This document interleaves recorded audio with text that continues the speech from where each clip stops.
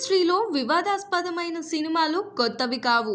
కానీ ఈసారి 'bad girl' అనే సినిమా చుట్టూ నెలకొన్న వివాదం మధ్య అక్కినేని కుటుంబ కోడలు శోభిత అక్కినేని చేసిన వ్యాఖ్యలు ఇప్పుడు హాట్ టాపిక్గా మారాయి.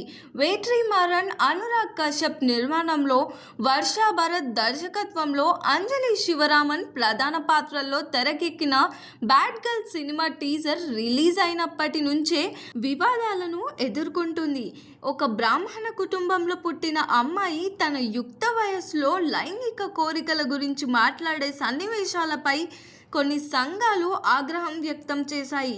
ఈ కారణంగా ఈ సినిమాను బ్యాన్ చేయాలంటూ డిమాండ్లు కూడా వచ్చాయి. సెప్టెంబర్లో విడుదలైన ఈ చిత్రం మిక్స్ టాక్ అందుకున్నప్పటికీ ఇప్పుడు జియో హాట్స్టార్లో స్ట్రీమింగ్ అవుతుంది.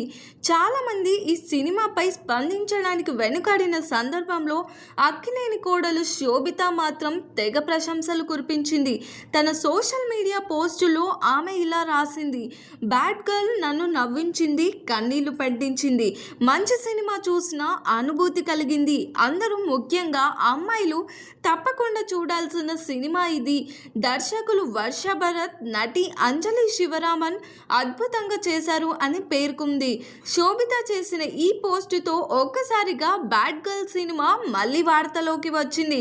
ఇప్పుడు సినిమా వర్గాల్లో ప్రశ్న ఒక్కటే: అక్కినేని కోడలిచ్చిన ఈ ప్రశంసలతో ఈ సినిమాకు కొత్త రాత మారుతుందా లేదా అని చూడాలి.